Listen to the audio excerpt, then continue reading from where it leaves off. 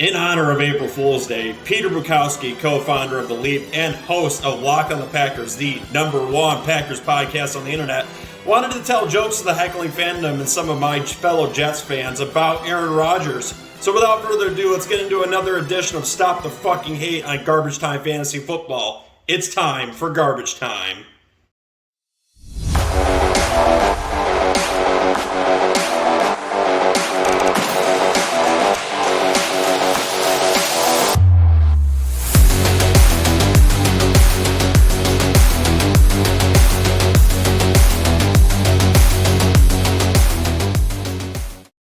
Heckling fandom, if you like what you hear on Garbage Time Fantasy Football, make sure to like and subscribe to the show here on YouTube. You can also listen and watch us live on Twitch and Twitter. Feel free to leave us voice and hate mails. I'm talking to you, Packers fans, after this video at www.garbagetimeff.com.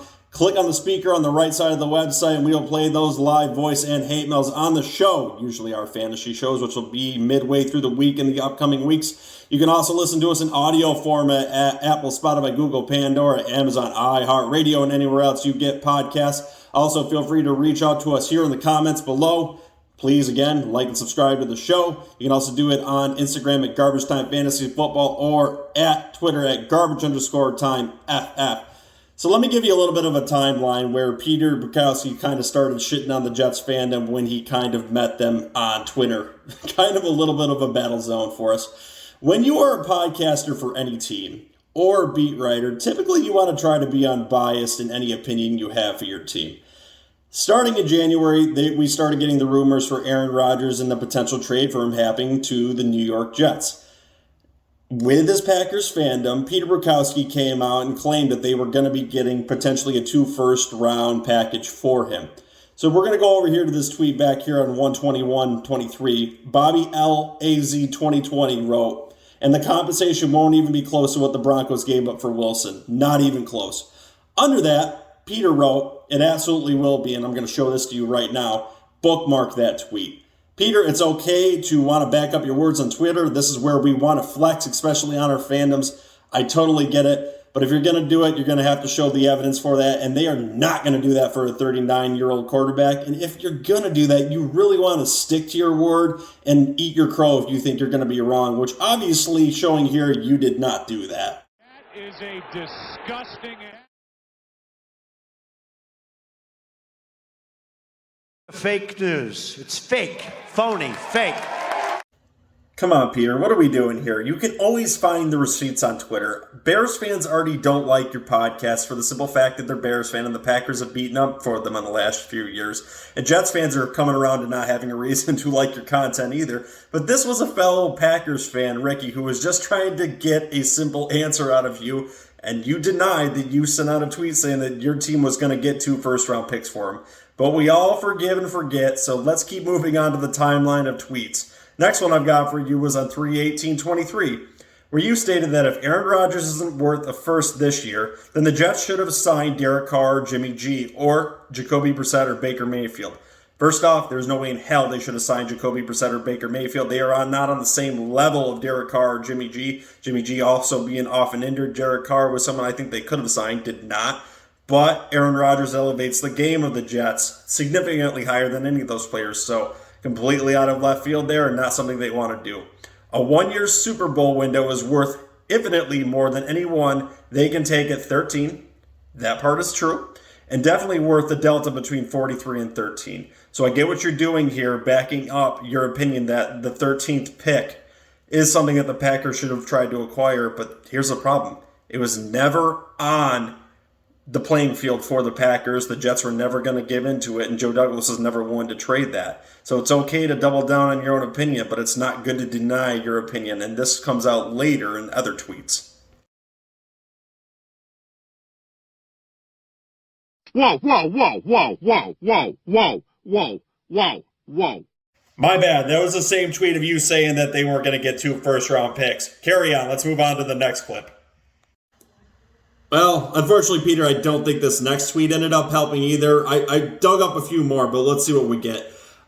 There was a tweet that said, let's say the Jets get the 2019 Aaron Rodgers, and this was after you were going back and forth with Jets fans on the kind of quarterback that they're going to get. Let's be realistic. He's 39 years old. Jets fans don't think that they're going to necessarily get a 4-time MVP, but even Aaron Rodgers on his down year last year would be better historically than any other Jets quarterback that we've had in the last 20 years. Historically, it would have been 4th all-time for Jets quarterback seasons. In this tweet, you said, let's say the Jets get the 2019 Aaron Rodgers. That 1 year credited, 133 points, poor sports info SIS, is more useful than Russell Wilson, Sam Darnold, Matt Ryan, and Carson Wentz combined to create that last season. 1 good year of Aaron Rodgers is worth a lot. You were absolutely correct there that it is worth a lot, especially to the New York Jets, but it's still not worth a first-round pick, which you denied that you said that your team was going to get, and there was absolutely no way you were going to get in the first place. And then right after this, the combine happened. We had a fucking trap play called, and his fucking shoe comes off. Wow, it's almost as if rational Jets fans were confirmed by Brian Gutekunst at the combine that they were not going to get a first-round pick for a 39-year-old quarterback. Who would have thought it? It's almost like this has happened in the past, and this trade for a 39-year-old quarterback has gone down in the past between the Jets and the Packers.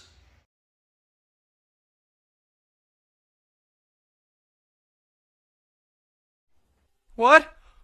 Why? Why? Whoa, Peter. There is no need to lash out because you were wrong about the Packers getting a first-round pick for Aaron Rodgers. Well, yes, I do admit it is kind of strange that some Jets fans think that the Jets were going to pivot and go and get Lamar Jackson, so I might have to give that one to you. But hey, no need to be rude about it. Let's move on. Let's go to eat a goddamn snack.